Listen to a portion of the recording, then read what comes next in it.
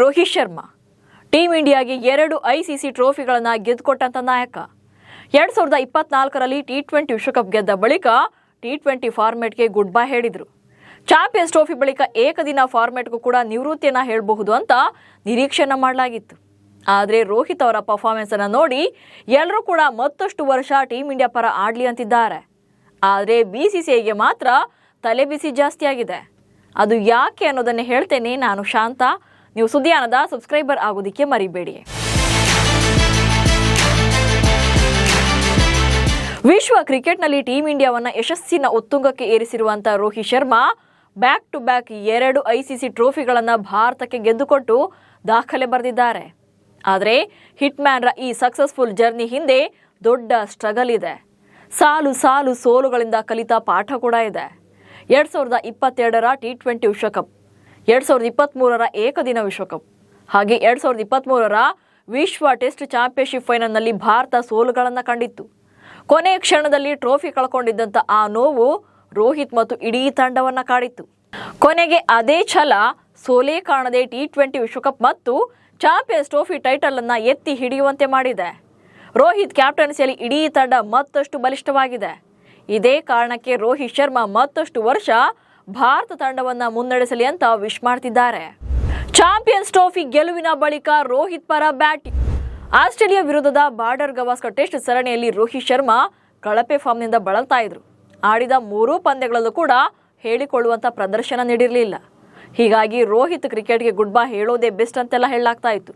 ಸಾಕಷ್ಟು ಮಾಜಿ ಕ್ರಿಕೆಟಿಗರು ಕೂಡ ರೋಹಿತ್ ಶರ್ಮಾ ಹೊಸಬರಿಗೆ ಅವಕಾಶವನ್ನು ಮಾಡಿಕೊಟ್ಟು ನಿವೃತ್ತಿ ಆದರೆ ಒಳ್ಳೆಯದು ಅಂದಿದ್ರು. ಅಲ್ಲದೆ ಚಾಂಪಿಯನ್ಸ್ ಟ್ರೋಫಿಯೇ ಕೊನೆ. BCCI ಕೂಡ ರೋಹಿತ್ ವಿದಾಯಕ್ಕೆ ಟೈಮ್ ಫಿಕ್ಸ್ ಮಾಡಿದೆ ಅಂತ ರಿಪೋರ್ಟ್ಗಳು ಹೊರಬಿದ್ದಿದ್ವು. ಆದರೆ ಚಾಂಪಿಯನ್ಸ್ ಟ್ರೋಫಿ ಟೂರ್ನಮೆಂಟ್ನಲ್ಲಿ 5 ಇನ್ನಿಂಗ್ಸ್ಗಳಲ್ಲಿ ಆಡಿದಂಥ ರೋಹಿತ್ ಶರ್ಮಾ 180 ರನ್ಗಳನ್ನು ಕಲೆ ಹಾಕಿದ್ರು. ಅದರಲ್ಲೂ ಫೈನಲ್ ಮ್ಯಾಚ್ನಲ್ಲಿ ಅದ್ಭುತ ಬ್ಯಾಟಿಂಗ್ ಮೂಲಕ ಭಾರತದ ಗೆಲುವಿನಲ್ಲಿ ಬಹುಮುಖ್ಯ ಪಾತ್ರವನ್ನು ವಹಿಸಿದ್ರು. ಟೀಮ್ ಹಾಗೆ ರೋಹಿತ್ ಅವರ ಪರ್ಫಾರ್ಮೆನ್ಸ್ ಅನ್ನು ನೋಡಿ ಸದ್ಯಕ್ಕಂತೂ ಯಾರು ಕೂಡ ರೋಹಿತ್ ಶರ್ಮಾ ನಿವೃತ್ತಿ ಆಗಲಿ ಅಂತ ಕೇಳ್ತಾ ಇಲ್ಲ. ಇನ್ನಷ್ಟು ವರ್ಷಗಳ ಕಾಲ ಆಡಬೇಕು ಅಂತ ಒತ್ತಾಯಿಸ್ತಾ ಇದ್ದಾರೆ. ಏಕದಿನ ಮತ್ತು ವಿಶ್ವ ಟೆಸ್ಟ್ ಚಾಂಪಿಯನ್ಶಿಪ್ ಗೆಲ್ತಾರಾ ರೋಹಿತ್? ಆಸ್ಟ್ರೇಲಿಯಾ ವಿರುದ್ಧದ ಬಾರ್ಡರ್ ಗವಾಸ್ಕರ್ ಟೆಸ್ಟ್ ಸರಣಿ ಸೋಲಿನ ಮೂಲಕ 2025ರ ವಿಶ್ವ ಟೆಸ್ಟ್ ಚಾಂಪಿಯನ್ಶಿಪ್ ಫೈನಲ್ಗೆ ಭಾರತ ಅರ್ಹತೆ ಪಡೆಯುವಲ್ಲಿ ವಿಫಲವಾಯಿತು. ಆದರೆ 2025-27ರ ಸೈಕಲ್ನಲ್ಲಿ ಟೆಸ್ಟ್ ಚಾಂಪಿಯನ್ಶಿಪ್ ಗೆಲುವಿಗೆ ರೋಹಿತ್ ಶರ್ಮಾ ತಯಾರಿಯನ್ನು ಆರಂಭಿಸಿದ್ದಾರೆ. ಹಾಗೆ 2023ರ ಏಕದಿನ ವಿಶ್ವಕಪ್ನಲ್ಲಿ ಸೋಲನ್ನ ಕಂಡಿರುವಂಥ ಭಾರತ 2027ರ ಏಕದಿನ ವಿಶ್ವಕಪ್ನಲ್ಲಿ ಗೆದ್ದೇ ಗೆಲ್ಲಬೇಕು ಅನ್ನೋ ಕಾನ್ಫಿಡೆನ್ಸ್ನಲ್ಲಿದ್ದಾರೆ. ಹೀಗಾಗಿ ಈ 2 ಟೈಟ್ಗಳನ್ನು ಗೆಲ್ಲೋವರೆಗೂ ಕೂಡ ಅಂದರೆ 2027ರವರೆಗೆ ರೋಹಿತ್ ಶರ್ಮಾ ಅವರೇ ನಾಯಕನಾಗಿ ಕಂಟಿನ್ಯೂ ಆದರೂ ಆಗಬಹುದು. ಏಕದಿನ ವಿಶ್ವಕಪ್ ಮತ್ತು ಟೆಸ್ಟ್ ಚಾಂಪಿಯನ್ಶಿಪ್ ಗೆಲ್ಲೋ ಮೂಲಕ ತಮ್ಮ ವೃತ್ತಿ ಜೀವನಕ್ಕೆ ವಿದಾಯ ಹೇಳಲಿ ಅನ್ನೋದು ಅಭಿಮಾನಿಗಳ ಆಶಯ ಕೂಡ ಆಗಿದೆ. ಸದ್ಯ 37 ವರ್ಷದ ರೋಹಿತ್ ಶರ್ಮಾ 2027ರ ವೇಳೆಗೆ 39ನೇ ವರ್ಷಕ್ಕೆ ಕಾಲಿಡಲಿದ್ದಾರೆ. T20 ಅಂತಾರಾಷ್ಟ್ರೀಯ ಪಂದ್ಯಗಳಿಂದ ನಿವೃತ್ತರಾಗಿರೋದ್ರಿಂದ ಪ್ರೆಷರ್ ಕೂಡ ಕಡಿಮೆ ಆಗಿದೆ. ಆದರೆ ಏಕದಿನ ಮತ್ತು ಟೆಸ್ಟ್ ಕ್ರಿಕೆಟ್ನಲ್ಲಿ ಫಾರ್ಮ್ ಮತ್ತು ಫಿಟ್ನೆಸ್ ಕಾಯ್ದುಕೊಳ್ಳುವಂತ ಸವಾಲು ಕೂಡ ಇದೆ. IPL ಬಳಿಕ ಟೀಮ್ ಇಂಡಿಯಾ ಮುಂದೆ ಸಾಲು ಸಾಲು ಪಂದ್ಯ. ಚಾಂಪಿಯನ್ಸ್ ಟ್ರೋಫಿನ ಗೆದ್ದು ತವರಿಗೆ ಮರಳಿರುವಂತಹ ಟೀಮ್ ಇಂಡಿಯಾ ಆಟಗಾರರೆಲ್ಲ ಪ್ರಸ್ತುತ IPLಗೆ ರೆಡಿ ಆಗ್ತಾ ಇದ್ದಾರೆ. ಮಾರ್ಚ್ 22ರಂದು IPL ಹಬ್ಬಕ್ಕೆ ಚಾಲನೆ ಸಿಗಲಿದ್ದು ಮೇ 25ರಂದು ಫೈನಲ್ ಪಂದ್ಯ ನಡೆಯಲಿದೆ. ಸೊ ಅಲ್ಲಿಗೆ 2 ತಿಂಗಳು ಕಂಪ್ಲೀಟ್ ಆಗಿ ಇಂಡಿಯನ್ ಪ್ರೀಮಿಯರ್ ಲೀಗ್ ಟೂರ್ನಿ ಆಡಲಿದ್ದು ಯಾವುದೇ ಅಂತಾರಾಷ್ಟ್ರೀಯ ಪಂದ್ಯಗಳಲ್ಲಿ ಭಾಗವಹಿಸೋದಿಲ್ಲ. ಆದರೆ IPL ಆದಮೇಲೆ ಸಾಲು ಸಾಲು ಮ್ಯಾಚ್ಗಳಿವೆ. ಮುಂದಿನ 1 ವರ್ಷದ ಶೆಡ್ಯೂಲ್ ಕೂಡ ಈಗಾಗಲೇ ಫಿಕ್ಸ್ ಆಗಿದೆ. ಟೀಮ್ ಇಂಡಿಯಾ ಮುಂದಿನ 12 ತಿಂಗಳಲ್ಲಿ 39 ಪಂದ್ಯಗಳನ್ನು ಆಡೋಕೆ ಶೆಡ್ಯೂಲ್ ಫಿಕ್ಸ್ ಮಾಡಲಾಗಿದೆ. ಈ ಟೈಮಲ್ಲಿ ಒಟ್ಟು 9 ಟೆಸ್ಟ್ ಪಂದ್ಯಗಳು ಮತ್ತು 12 ಏಕದಿನ ಪಂದ್ಯಗಳನ್ನು ಆಡಲಾಗುತ್ತೆ. ಇಷ್ಟೇ ಅಲ್ಲದೆ ಸೂರ್ಯಕುಮಾರ್ ಯಾದವ್ ನೇತೃತ್ವದ T20 ತಂಡ ಕೂಡ ಏಷ್ಯಾ ಕಪ್ ಮತ್ತು ವಿಶ್ವಕಪ್ ಸೇರಿದಂತೆ 18 T20 ಪಂದ್ಯಗಳನ್ನು ಆಡಲಿದೆ.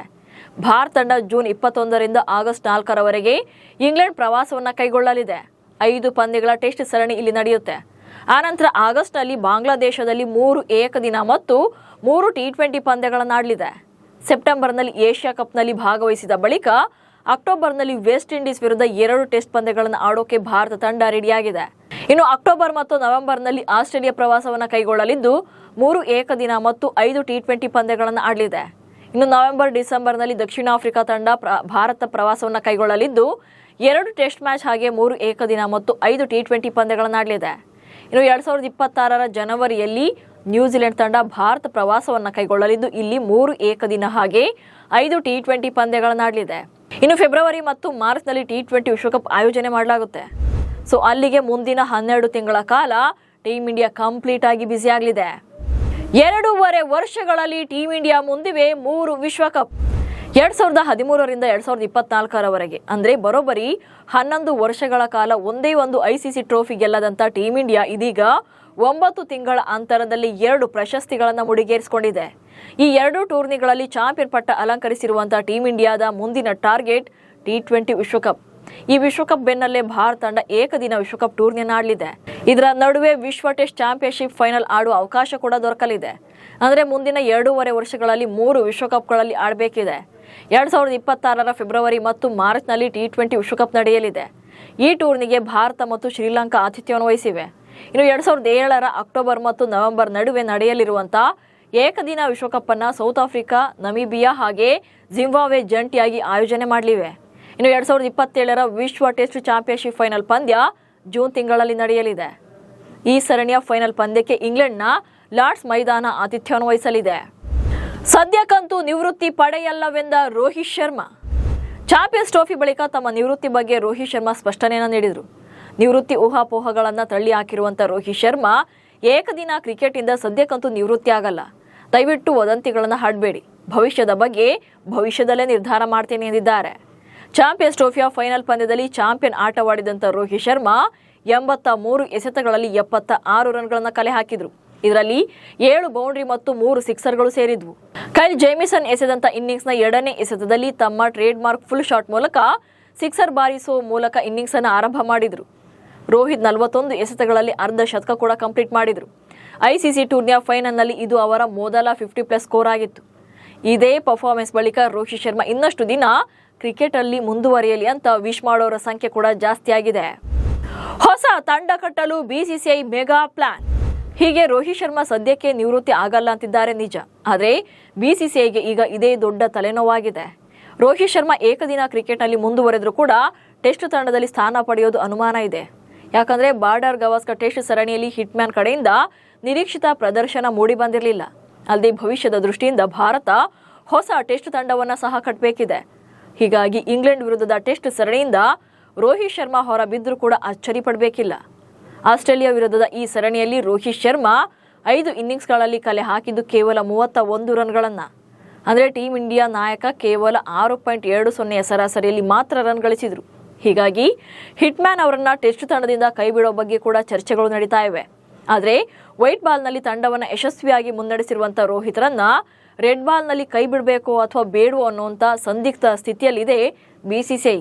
ಹೀಗಾಗಿ ರೋಹಿತ್ ಶರ್ಮಾ ಅವರ ಟೆಸ್ಟ್ ಭವಿಷ್ಯದ ಬಗ್ಗೆ ಅಂತಿಮ ನಿರ್ಧಾರವನ್ನು ತೆಗೆದುಕೊಳ್ಳೋಕೆ IPL ಮುಗಿಯುವವರೆಗೂ ಕೂಡ ಕಾದು ನೋಡೋಕೆ ಆಯ್ಕೆ ಸಮಿತಿ ಮುಂದಾಗಿದೆ. ಇನ್ನು IPL ಬಳಿಕ ಜೂನ್ 20ರಿಂದ ಭಾರತ ಮತ್ತು ಇಂಗ್ಲೆಂಡ್ ನಡುವೆ 5 ಪಂದ್ಯಗಳ ಟೆಸ್ಟ್ ಸರಣಿ ಆರಂಭವಾಗಲಿದೆ. ಇಲ್ಲಿಂದ 2027ರ ವಿಶ್ವ ಟೆಸ್ಟ್ ಚಾಂಪಿಯನ್ಶಿಪ್ ರೇಸ್ ಕೂಡ ಆರಂಭವಾಗಲಿದೆ. ಅಂತಿಮವಾಗಿ ನಿಮ್ಮ ಪ್ರಕಾರ ರೋಹಿತ್ ಶರ್ಮಾ 2027ರವರೆಗೆ ಟೀಮ್ ಇಂಡಿಯಾ ನಾಯಕನಾಗಿ ಮುಂದುವರಿಯೋದು ಬೆಸ್ಟಾ ಅಥವಾ ಬೇರೆ ಯಾರಿಗೆ ಕ್ಯಾಪ್ಟನ್ಸಿಯನ್ನು ನೀಡಬಹುದು ಅನ್ನೋದನ್ನ ಕಮೆಂಟ್ಸ್ ಮೂಲಕ ತಿಳಿಸಿ. ಹಾಗೆ ಸುದ್ದಿಯನ್ನು ಫಾಲೋ ಮಾಡಿ. ನಮಸ್ಕಾರ.